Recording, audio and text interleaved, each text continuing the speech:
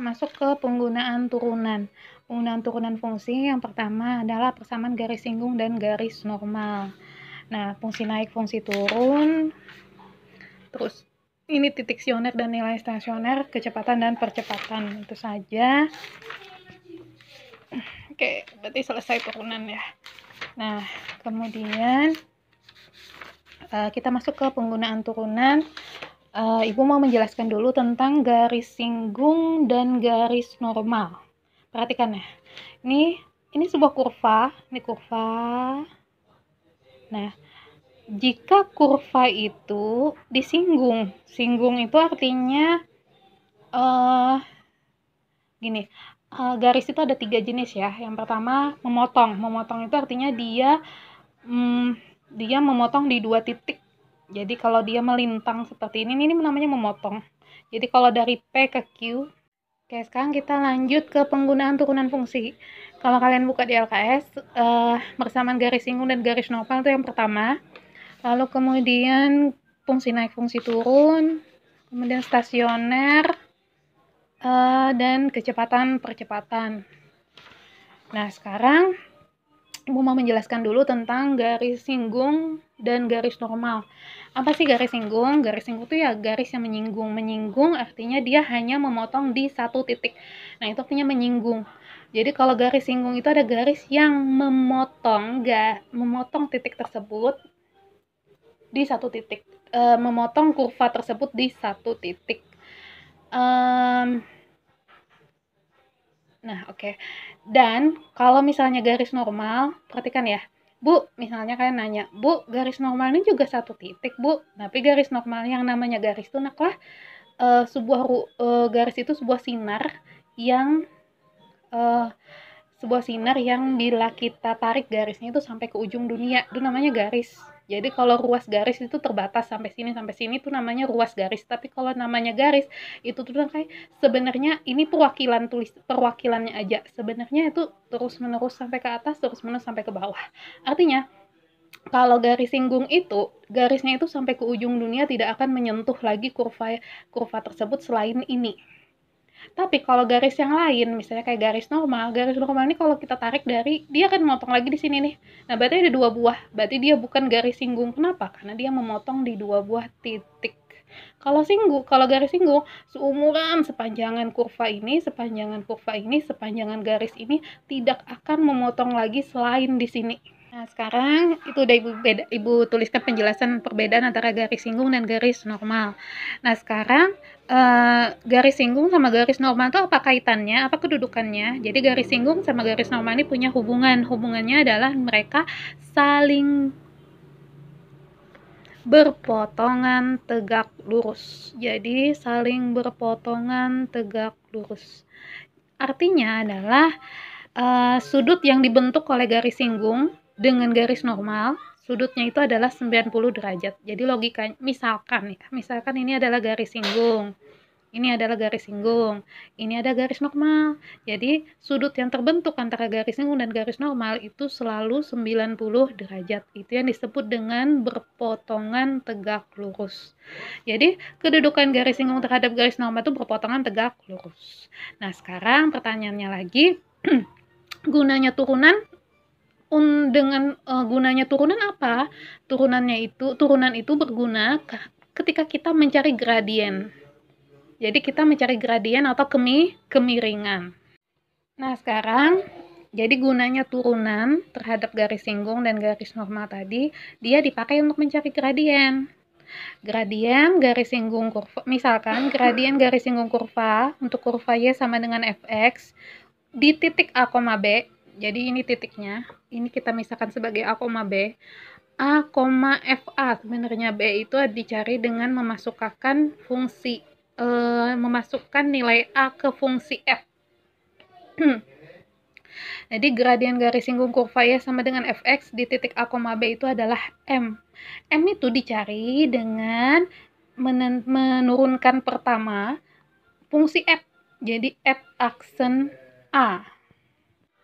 Ibu sudah jelaskan tadi bahwa gradien garis singgung kurva itu bisa dicari dengan menurunkan pertama, lalu kemudian X-nya kita ganti dengan A.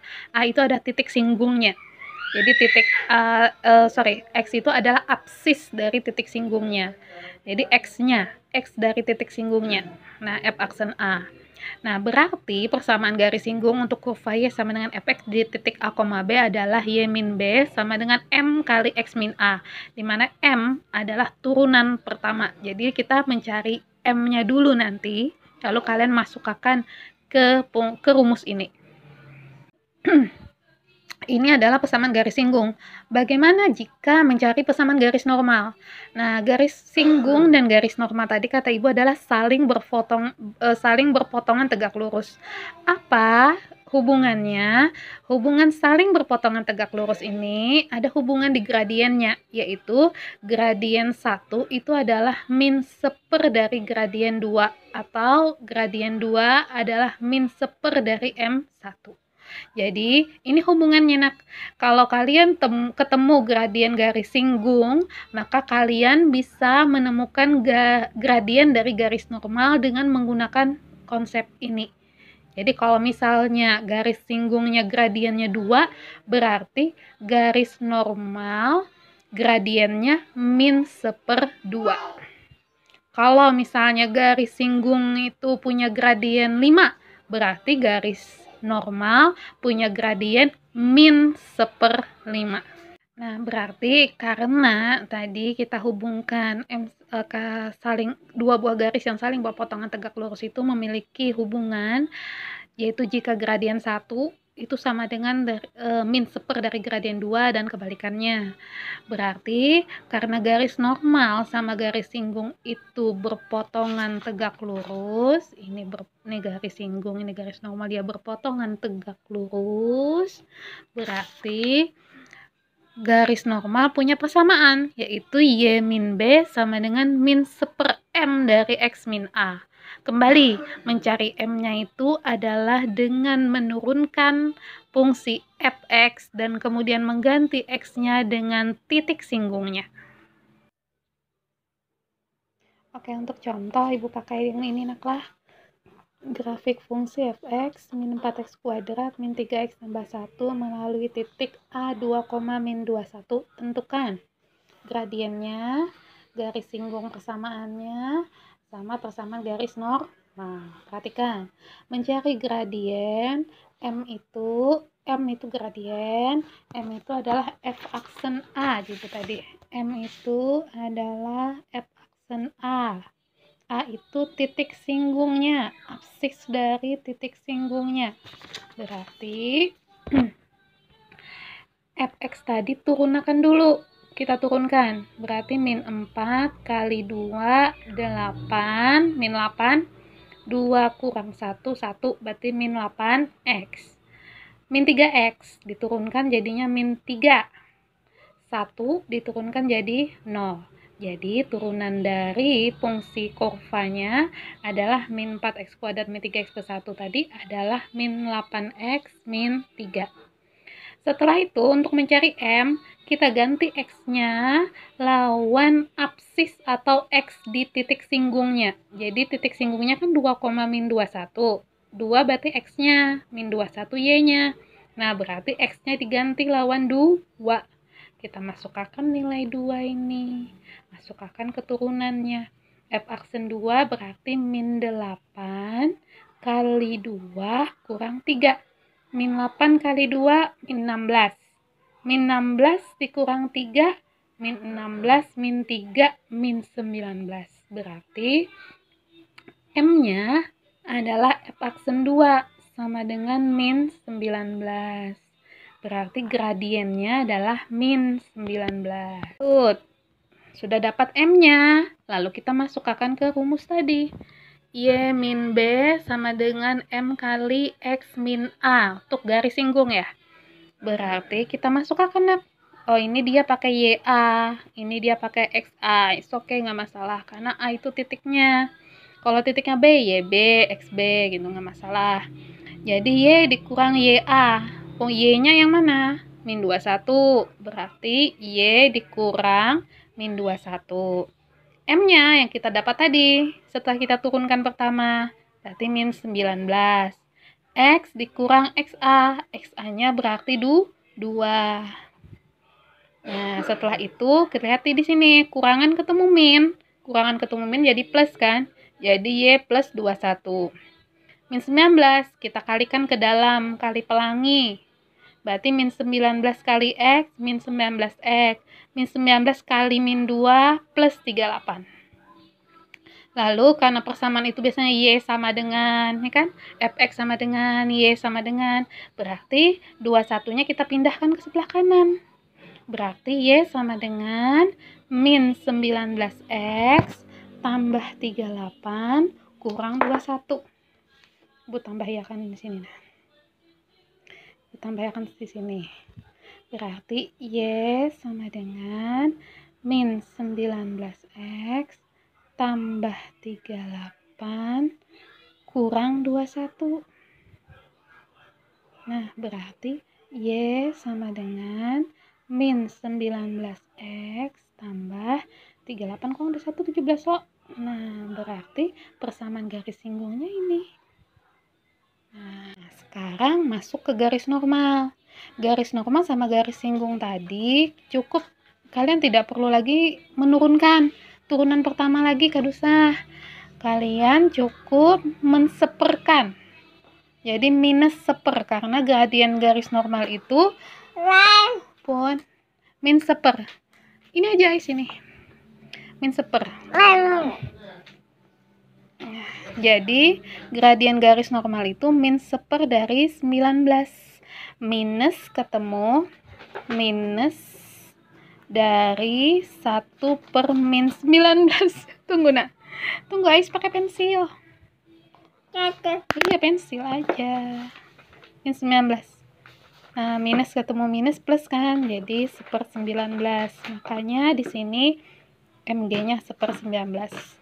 Nah, lalu kemudian sama cara ketika ngerjain yang nomor B garis singgung, kalian masukkan aja lagi Y min 21 dari tadi, min 21 1/19 untuk gradien dia sendiri. Jadi masing-masing gradiennya. Jadi dia 1/19 X min 2.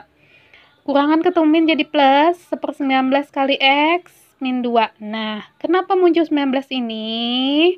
Karena kita ingin menghilangkan per 19 ini. Berarti semua ruas kita kali dengan 19. Jadi 19 kali Y, 19Y. Habis punya. Kemudian 21 kali 19, 399. 1/19 kali 19, 1. Berarti 1 dikali X, X. 1 kali min 2, min 2. Paham ini? Nah, lalu kemudian, nah karena ini 19Y seperti ini bentuknya, maka bentuk umumnya dia tuliskanlah bentuk X, Y, dan konstanta. Jadi X-nya kita pindahkan, semuanya pindahkan ke sini. Jadi 19Y tambah 399 sama dengan X min 2. Berarti semuanya pindahkan X min 2 min 19Y min 399. Berarti X min 19Y min 2 min 399 min 401. Ini semua ngehilang kan? Semuanya ke kanan, berarti ini sisa 0. Jadi X min 19Y min 401 sama dengan 0. Jadi persamaan garis normalnya seperti itu. Sekarang kita lanjut ke fungsi naik dan fungsi turun. Lihat nih naklah, ini namanya fungsi naik. Kenapa fungsi naik? Begini, fungsinya itu kurvanya terus-menerus naik. Semakin tinggi nilai X-nya, maka nilai Y-nya juga semakin tinggi, maka kurvanya akan terus-menerus naik. Kebalikan dengan fungsi turun, semakin tinggi nilai X-nya, maka fungsi Y-nya semakin rendah, maka dia menurun kurvanya. Ini namanya fungsi naik, ini namanya fungsi turun. Nah, misalkan X dan X2 itu adalah nilainya dalam fungsi fx. Dia memenuhi posisi ini. Jadi, A itu paling kiri. X1 nomor 2, X2 nomor 3, dan B. Posisinya seperti ini. Nah, berarti hubungannya berlaku jika dia fungsi naik, maka nilai Y-nya untuk X1 tuh lebih kecil daripada nilai Y untuk X2. ya kan? Y itu kan fx tuh. Nah, berarti fx1 itu lebih kecil daripada fx2. Berarti berlaku hubungan fx1 kurang dari fx2. Nah, bila posisi seperti itu, maka dia dinamakan fungsinya naik. Kalau fungsi turun, pinjam sebentar dulu saya. Udah. Kalau fungsi turun, perhatikan ini, perhatikan seperti ini ya. Nah, jika posisi X1 dan X2-nya ini lebih besar X2, tapi nilai Y-nya untuk X1 itu posisinya di atas loh dibandingkan yang untuk Y untuk X2, nah-nya di bawah sudah berturun. Ya kan? Nah, berarti kalau fx1-nya dengan posisi x1 kurang dari x2, maka fx1-nya itu lebih besar daripada fx2 karena dia menurun.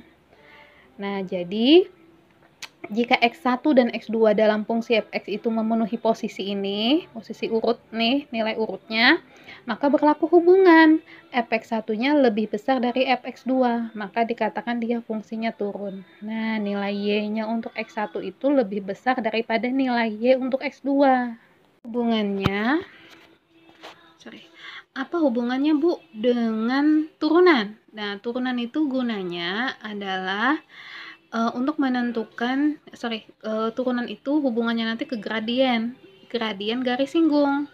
Jika gradien garis singgungnya positif, berarti itu fungsinya naik. Bila gradien garis singgungnya itu negatif, berarti itu fungsi turun. Jadi kalau kata soal, kita dapat soal tadi ya, soal tadi kan gini, gradiennya kan dapatnya min 19 nih. Nah, berarti karena gradien garis singgungnya min 19, berarti fungsi ini kalau kita gambar, dia berturun kayak menurun. Nah, berarti fungsi ini namanya fungsi turun. Nah, kalau F-nya positif, nah ini F aksennya positif, berarti gradiennya positif. Positif kan artinya dia lebih dari 0 tuh. Nah, berarti untuk fungsi ini, nah ini berarti fungsinya fungsi naik. Nah, jadi yang membedakan gunanya turunan itu adalah di gradiennya, melihat gradiennya. Kalau gradiennya positif, dia fungsinya naik. Kalau gradiennya negatif, dia fungsinya turun, fungsi turun. Jika nilainya 0, Bu, gradiennya 0, berarti dia bukan fungsi naik dan dia tidak naik dan tidak turun. Berarti dia fungsi konstan. Sekarang Ibu lanjut menjelaskan tentang titik stasioner sama nilai stasioner. Nah, ini kita menentukan nih titik stasioner itu jenisnya apa, nilai stasioner itu berapa nilainya, itu kita bisa melakukan dengan dua uji turunan pertama atau uji turunan kedua. Uji turunan pertamanya seperti ini, uji turunan keduanya seperti ini. Kalau menurut Ibu lebih gampang uji turunan kedua. Nah, uji turunan pertamanya Nah, kita menentukannya begini. Misalkan fx itu mempunyai turunan di setiap nilai x. Fa itu nilai stasioner. Fx untuk di x sama dengan a. Perhatikan naklah.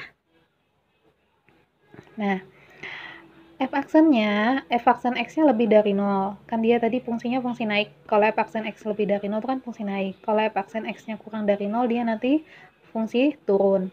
Nah, ketika dia terus-menerus naik, lalu stop, lalu kemudian dia turun, maka dia berada di titik A. Ya kan? Nah, A. Nah, berarti F aksen A itu adalah 0. Dia tidak naik, tidak turun. Tadi jika kita tadi penjelasannya tadi, jika fungsi fx tidak naik, tidak turun, itu bila gradiennya 0. Nah, pas di sini dia lebih dari 0 naik, kurang dari 0 turun. Stop di A dia tidak naik dan tidak turun, berarti gradiennya adalah 0. Paham? Nah, sekarang yang kedua. Jika dia kurvanya terbalik ke bawah, artinya asalnya dia tuh terus menurun untuk f aksen x-nya kurang dari 0, berarti dia fungsinya fungsi turun, turun terus. Stop di A, terdiam di A. Lalu naik. Nah, pas dia diam di A, berarti dia tidak naik, tidak turun. Ya kan? Nah, jika dia tidak naik, tidak turun, berarti f aksen A-nya adalah 0.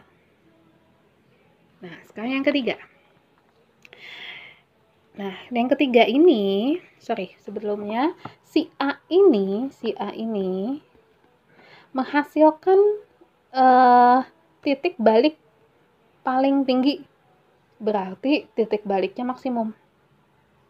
Nah, kalau yang ini, si A ini nanti menghasilkan nilai balik, atau si A ini adalah titik balik minimum, karena pada saat inilah yang paling rendah. Setelah itu kan dia terus-menerus naik, berarti paling rendah lah, berarti minimum. Nah, ini namanya nanti belok, bukan balik, tapi belok. Dia bebelok. Jadi, posisinya bebelok. Nah, asalnya dia kurang dari 0, turun terus, lalu di A, pas di A ini dia diam, tidak naik, tidak turun, lalu turun lagi. Nah, ini namanya nilai belok. Nah, pas dia diam itu memang tetap turunannya sama dengan 0 karena dia tidak naik, tidak turun. Setelah itu turun lagi. Nah, berarti f aksen x-nya juga kurang dari 0. Nah, ini namanya belok. Kalau ini balik, dia berbalik. Asalnya dia menurun lalu berbalik jadi naik. Asalnya dia naik lalu berbalik jadi turun. Kalau belok tidak, dia membelok sedikit aja, berarti dia tetap turun dan dia tetap naik. Nah, ini namanya nilai belok. Ini penjelasannya. Yang pertama. Nah, sekarang Ibu mau penjelasan dari 1, 2, 3, 4 yang ini pertama. Jika X-nya kurang dari A, berarti di sebelah kiri A. Si X ini ada di kiri A. Dan nilai F aksen X-nya itu lebih dari 0. Dia naik. Dia lebih dari 0. Nah, kemudian jika X-nya kurang lebih dari A, berarti di kanan. Si X-nya itu ada di kanan, tapi F aksen X-nya kurang dari 0. F aksen X-nya kurang dari 0. Si FA sama dengan 0. Nah, berarti titik A ini adalah titik balik maksimum.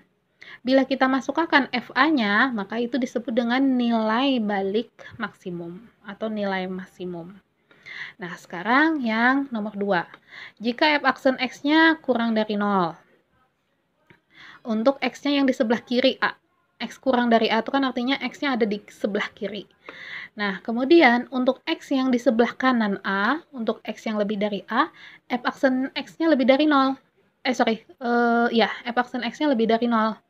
Nah, berarti si A ini adalah nilai balik, titik balik maksimum. FA-nya adalah nilai balik maksimum. Nah, kemudian jika si X-nya ini di sebelah kiri A, F aksen X-nya kurang dari 0. Di sebelah kanan A pun F aksen X-nya kurang dari 0. Oh, berarti ini adalah belok. Berarti si A ini adalah titik belok.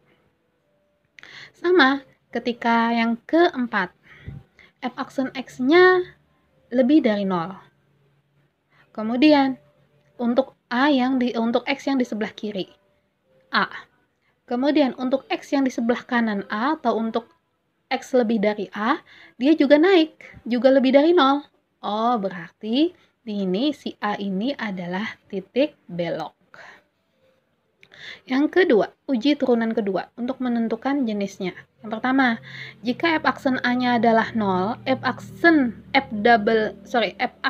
A-nya 0, double aksennya kurang dari 0, berarti dia maksimum. Jika F aksen A-nya 0, tapi F double aksen A-nya lebih dari 0, berarti dia minimum.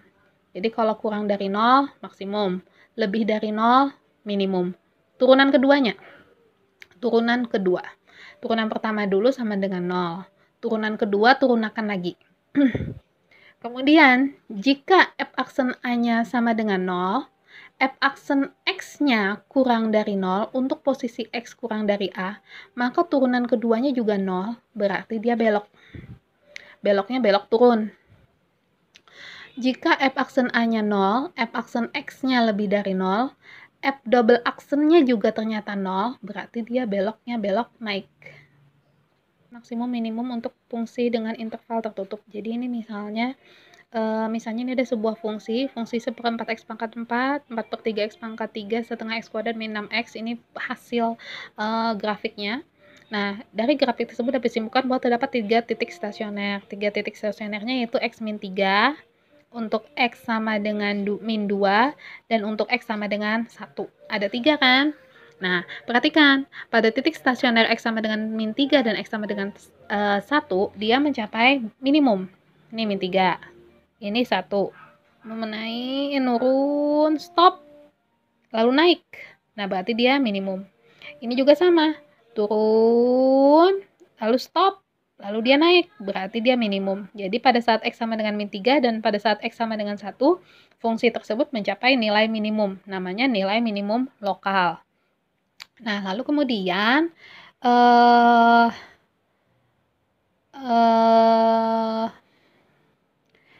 untuk X sama dengan min 2, perhatikan untuk X sama dengan min 2, dia mencapai nilai maksimum. Nah, itu disebut dengan nilai maksimum lokal. Kemudian, perhatikan bahwa fungsi mencapai nilai minimum lokal. Perhatikan bahwa tidak ada nilai X yang menyebabkan fx kurang dari f min 3. Salah kayaknya ya. F1 ya ini salah, ini F1. Artinya nilai fungsi paling kecil itu dicapai saat X sama dengan 1. Oleh sebab itu, pada titik X sama dengan 1, dikatakan fungsi tersebut mencapai nilai minimum global. Titik stasioner X sama dengan min 2 mencapai titik maksimum lokal. Jadi bukan min 3 ya, ini 1. Nanti kita koreksi. Nilai minimum global merupakan nilai paling rendah dari sebuah fungsi. Jadi fungsi tersebut dinaik terus-menerus tidak akan mencapai nilai minimum lagi. Disebut. Kemudian sedangkan nilai maksimum global merupakan nilai maksimum, berarti kan dia nilai fungsi yang paling tinggi. Sebuah fungsi dapat mencapai beberapa titik stasioner menyebabkan fungsi mencapai nilai maksimum lokal atau minimum lokal. Akan tetapi nilai maksimum global atau nilai maksimum lokal hanya dicapai pada satu titik stasioner saja. Itu kecepatan dan percepatan. Misalkan jarak yang ditempuh suatu benda dalam T dinyatakan dengan S. S itu biasanya fungsi jarak. Jadi kalau lambangnya, kalau disuruh mencari jarak yang ditempuh ya berarti fungsinya menggunakan S. Kecepatannya, S itu adalah, kecepatan itu adalah S per T kan? Berarti adalah delta X per delta T. Berarti turunan pertama S terhadap T. Jadi bisa dituliskan Vt itu kecepatan sesaat benda itu adalah S aksen T. Jadi fungsi S ini diturunkan sekali. Nah, itu adalah kecepatan. Sedangkan percepatan itu adalah percepatan sesaat benda pada detik ke T, itu adalah turunan kedua dari fungsi jarak. Ini fungsi jarak adalah St. Turunan pertamanya adalah kecepatan sesaat, turunan keduanya adalah percepatan sesaat.